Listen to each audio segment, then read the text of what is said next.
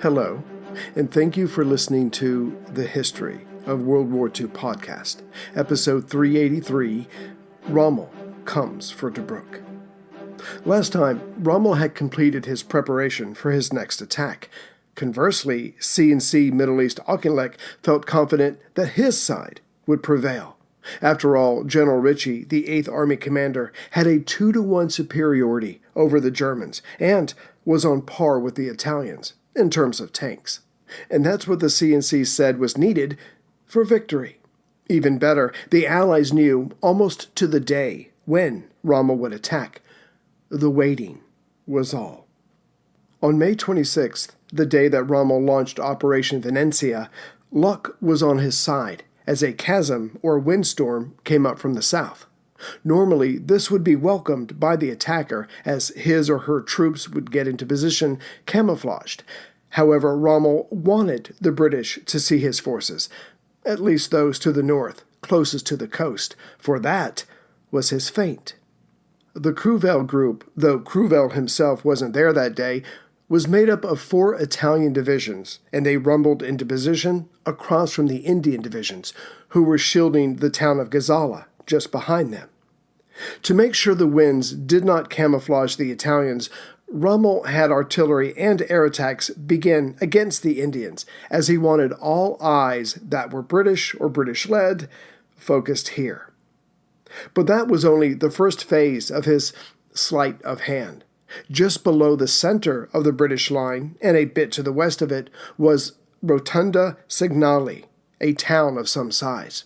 From it poured the armor of the Afrika Korps and the many trucks with them, and they seemed to be heading for the center, to get access to the Trig Capuzzo, a road that runs due east until after it passes Tobruk. Then it turns north to connect with the main road just off the coastline, and that led to Egypt. Though Rommel could not know this is where Auchinleck believed the main attack was coming at, and so this feint fit the C&C's narrative. These various moves, the Cruvell group moving closer to the Indians up north, the panzers coming out of a town to head for the center of the line, it took time. When the sun went down, the South Africans wisely sent out reconnaissance patrols, and luckily they spotted the Afrika Korps turning and heading south towards Bir Haitchen, where the Free French were waiting. As the hours went by, more reports came in of the Axis armor heading south, just in front of the defensive line. But for whatever reason, both Messervy and General Norrie chose not to believe these reports, thinking, no, this was the feint.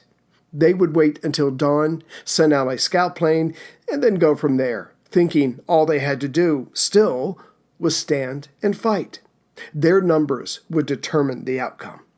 But as Rommel had written, as Napoleon had written, as many military leaders throughout history have written, the main endeavor should be to concentrate one's own forces in space and time, while at the same time seeking to split the enemy forces and destroying them at different times. In other words, divide and conquer. Rommel had already decided to chew up the enemy piecemeal, that is, if they would let him, by staying in their relative positions, thinking defensively. And that's exactly what Messervy and Norrie were thinking. But the final decision, of course, was with the 8th Army commander, Ritchie, right? Not so much. At no point in this battle did he make a decision without getting the input from his staff. In other words, combat by committee, which hardly ever works. To further demonstrate this, as the panzers were heading towards the Free French at the bottom of the line, if one were standing in the midst of the Free French and you looked to your 1 o'clock direction, you would see the 22nd Armored Brigade Group through binoculars. Next, if you looked to the 3 o'clock position, you would see the 4th Armored Brigade Group, again through binoculars. Thus, those two groups could have been ordered to come closer to the French for mutual support, should the enemy be making a serious attempt here. But they were not ordered to move, because Ritchie's sub-commanders wanted a clearer picture of where Rommel's main thrust was going to land first. Of course, by then he would be well on his way. But the British-led forces were thinking, we can still handle him. We just need more intelligence. Then came Rommel's first surprise. As it got late on May 26th, the Afrika Korps, with their leader in tow, did not slow down. They certainly did not stop for the night, but instead kept going, making for a position about 10 miles southeast of Bir Haitchen. Only when they got there did they stop and rest for an hour. Meanwhile, the Free French, manning a defensive position, did not have the means to move out and launch their own attack, though they could clearly see the Germans and the Italians. Besides, the Free French, they were the anchor, holding the entire line together. Before the sun rose on December 27th, the second day of battle, Allied reconnaissance planes were sent up, and sure enough, they soon found Afrika Korps and its 10,000 vehicles near the Free French. And the obvious answer was to send in an air attack. But Rommel had already thought this through. By the time the Allied bombers and fighters reached the southern area, the panzers were already mixing it up with the 3rd Indian Motor Brigade Group. To the southeast of the Free French, but a bit closer than Rommel's group had been, was the 3rd Brigade Group at point 171. As they were in close quarters with the Germans and Italians, it was nigh on impossible for the Allied bombers to choose a safe target. But getting back to the 3rd Indian Brigade Group, they were representative of the overall defensive quality of the Allies. The 3rd Brigade had mixed it up with Rommel before, at Mekili, about a year ago. That had not gone well, and neither would this encounter. For one, the brigade had just shown up the day before, and two, most of their anti-tank artillery was still en route. So when Rommel spontaneously decided to hit point 171, given its weakness, versus hitting the Free French, the Indians were about to be in a bad way. As the sun rose that day, the 3rd Indian Brigade commander radioed headquarters saying, "We've got the whole bloody Afrika Korps in front of us," which was true enough. But not every vehicle the commander saw was coming after him. Though Rommel had decided to hit the Indians instead of the Free French, that did not mean the other parts of his armored thrust would be staying with him. No, they would be continuing to swing east and then north to get deep into the enemy's rear. Specifically, Rommel would use the Ariete Division and a part of the 21st Panzer Division to attack the 3rd Indian Brigade Group. Meanwhile, the rest of the 21st Panzer and the 15th Panzer Division would turn north, while the 90th Light Division, the southernmost part of this massive flanking movement, would continue on. Alas, not all goes perfectly in war, not even for Rommel. As he began to attack the Indians, the Trieste Division got lost and bumped into the minefield just above the Free French. Rommel came at the 3rd Indian Brigade with his usual zeal for battle, whereas the Indians, as they had a year ago, did the best they could with what they had. Not that that was very much. Thus, in a short time, the brigade group was scattered, with the Indians losing some 400 men, all told, now POWs of the Afrika Korps. In exchange, Rommel did lose 50 tanks in the process, not exactly a favorable exchange for him. The 3rd Indian, well, its survivors, would eventually be reformed with the men of the 29th Indian Brigade. While Rommel had been busy at work, the 15th Panzer Division, still swinging to the northeast, ran into the 4th Armored Brigade Group as it was coming southwest to get into a position east of the 3rd Indian Brigade. This also put the 4th Armored Brigade just west of the 7th Motor Brigade. Basically, the 4th Armored was filling in a hole between the two brigades, but hindsight allows us the observation that if the Allied tanks had moved out 24 hours earlier when the Afrika Korps was still heading south, the 3rd Indian Brigade might not have come unraveled, much like General Ritchie's plan was about to do. Unfortunately for the Allies, just before the 15th Panzer and the 4th Armored clashed, a radio message was sent out by the Allied armor telling headquarters of what they saw before them. "We don't think it's anything very serious." This messenger could not have been more wrong. Because the 4th Armored had not been sent out earlier, it literally crashed into the 15th Panzer, as in, the Allies did not have time to set up their battle positions. Worse, the first two regiments to reach the Germans, the 3rd Royal Tanks and the 8th Hussars, went in piecemeal, with no plan, no coordination for support. Both were mauled, but did manage to take out a number of panzers. Brigadier Richards saw this and decided they needed a restart, so he ordered the 4th Armored to retreat back up north to El Abden, just south of Tobruk, to properly set themselves up before they returned for another round. Just south of this fighting, the 90th Light Division was wheeling by to make for the 7th Motor Brigade Group, located just to the east of the now scattered 3rd Indian Motor Brigade. Like the 4th Armored, the Panzers hit the 7th Motor Brigade Group before they could properly deploy. Thus they, like the Free French, like the 3rd Indian, and like the 4th Armored, were soon decimated, scattered, and sent retreating due east to Bir el Gubi. Sadly for the personnel of the 7th Armored Division headquarters, located just above where the 7th Motor Brigade had been, once the 90th Light Division won there, it sent a reconnaissance in force to the north. Soon this small group came upon the lightly defended 7th Armored headquarters. The defending units were pushed away, and General Messervy and his senior general staff officer were captured. Fortunately, they had the good sense to hide their rank and would later escape. But for the moment, the 7th Armored Division had lost its head, and its 3 brigade groups had already been smashed and scattered, and the day was hardly over.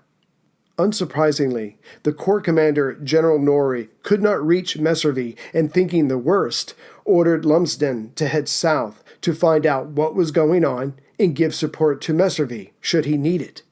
Yet Lumsden did not agree with this order. He said, whatever is going on to the south might not be the main attack. That could still come through the center at Trig Campuzzo. No, sir, it's best to wait. But to this, Norrie insisted. Hence, the 22nd Armor Brigade Group headed south after a delay. As the 22nd Armor Brigade was about 12 miles north by northeast of the defeated 3rd Indian Group, just east of the Free French, it would not take them long to get into position. The problem was the Panzers were already there. Like before, the 22nd Armor did not have time to set up properly or coordinate an attack, and thus quickly lost 30 of their own tanks. But again, after dishing out their own justice. Lumsden pulled back his brigade to the Knightsbridge Box, about 10 miles north of where the 22nd had started from. Lumsden had every intention of reorganizing the 22nd and sending it back south. He just needed more time. Whereas by noon, Rommel considered the first phase of his attack as complete, and it had gone well. After all, he had been allowed to concentrate his armor against 4 separated brigade groups and bested them all. But here's where Rommel made a mistake. Believing too much in his intelligence officer, Major von Mellenthin's report that said Rommel had dealt with the defenders' tanks, that left him free to head north and then turn west to attack the Indians of the main line from the rear, and also to make sure they could not escape along the coast road. Thus were the commanders of Afrika Korps told to boldly go north, throw caution to the wind, which is exactly what they did, and paid the price for it. As the 22nd Armor Brigade was still retreating north to Knightsbridge Box, they soon found that Panzers were on their tails. There was nothing for it but to turn and fight. But at least this time they would coordinate their stopping and their first shots. On came the Panzers. When the Germans saw the British turning around, they assumed it would be a turkey shoot. But in their eagerness and the British quick response, the panzer leaders did not have their time to coordinate their own initial response with their artillery. As it was, the leading panzers of the nearest battalions were slammed into. The losses started mounting quickly. What really saved the day was the American Grant tanks and the crews who, despite the approaching panzers, stayed calm and fired true. Of course, the Germans, despite the smoking wrecks of some of their panzers, still felt that this would end in their victory, as had the last 4 tank battles that day. But having bloodied the nose of the 2 panzer divisions, the British-led forces spread out confidently and started firing on the attackers' flanks. Soon, Axis losses from both sides were being reported in. As the afternoon wore on, the Allied troops got into a rhythm, staying focused when they bumped into an enemy panzer or a small group of them, firing together, all the while moving, seeking the next target, compared to the Axis forces who lost cohesion as each minute went by. Basically, the 4th Armor was doing it by the book, having your tanks shoot at the enemy while shielded by artillery. The Germans were not doing this and either suffered lost or damaged tanks, while the rest moved back to the southwest to get out of range of those guns. Specifically, as the 15th and 21st Panzer Divisions had been heading north, the 15th was on the right and the 21st was on the left when they had been attacked that day. And yes, the Allied tanks and artillery had done well, but more than that, the Germans' infantry screens had been pierced. On the right side, the 15th Panzer's infantry regiment had been cut down and pushed to the side, while the 21st Panzer on the left had suffered the same thing, provided by the 1st Army Tank Brigade. Further, the 90th Light Division had been pushed away from El Abdin, just south of Tobruk, by the 4th Armored Division, which indeed, after getting itself straightened out, did rush back into the fight. Back to the 15th and 21st Panzer, both sides had, by the end of the second day of fighting, lost 1/3 of their panzers, and the 15th was practically out of fuel, whereas the 21st Panzer had a little bit more fuel and a few more tanks. Still, things looked precarious. Making matters worse for the Desert Fox, he was to the southeast of his 2 armored columns, at Bir el Harmat, with most of the supplies, including the fuel. Between him and his panzers were at least 2 armored brigade groups. That night, both sides assessed the day's events, planned out tomorrow's contest, and thus sent out the appropriate orders that night for preparation. General Ritchie, still leading by committee, decided to put up a barrier just north and east of the 2 panzer divisions. That would stop them from moving any further into the Allied rear. If they wanted to head west to retreat, that was fine with Ritchie. Whereas Rommel's orders for the next day were more specific and ambitious. First, he told the Ariete Division to leave Bir Hachem and the conquered Free French, and for the 90th Light Division to come to him at Bir el Harmat.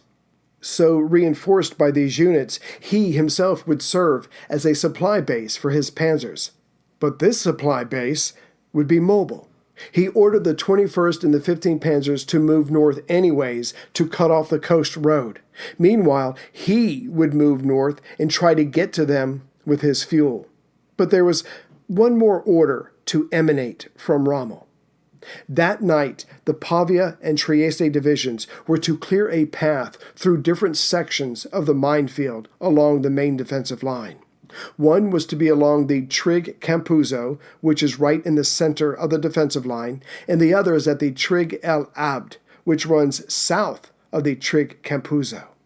That way, Rommel could get supplies to himself faster, and if his panzers could reach the coast road, the supply line to them would be shorter as well.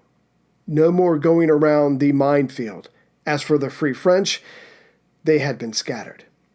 With that done, both sides' commands settled down for the night. The British, hoping they had stopped Rommel's thrust, though they had lost many tanks for 2 days of fighting, and Rommel with his ever thirst for glory, for victory, thought about his panzers shelling the coastal highway, while the two soon-to-be gaps in the minefield brought him ever more men, tanks, and fuel. The battle would be rejoined on the morrow. Greetings, everyone, from Central Virginia. So I just want to shout out to the supporters of the show. Let's see here, members. Lindsay Webb from Belnala, Victoria in Australia. Hey, Lindsay, how's it going? Thank you for being the only member this week, I think. As far as donations, there's Donald Buck, which is a cool name. And then there's Matt Bilge, and Matt and I had a couple of emails going back and forth. He made a donation and he sent a nice email. There was also a Jay Gardner who sent a nice email. I think I might have mentioned him. And in case I did not mention this, I want to say hi to Dale Fowler in Austin, Texas. Back in 2020, he had some surgery. I think he was laid up for a while, and he said he listened to the podcast. He just ripped through the episodes. Again, the idea of someone sitting down for hours or days with my voice in their head, that should be scary. That should be a red flag to you. But he said it helped him to get through. And so, Dale, I hope everything's great now. I hope everything's fine. I'm glad I could be there for you during that crazy time. So to all those people and to everyone else who listens, thank you very much. We'll see you as soon as we can with the next episode. And we'll see what happens with Rommel, General Ritchie, Auchinleck, and the Afrika Korps. Take care, everyone.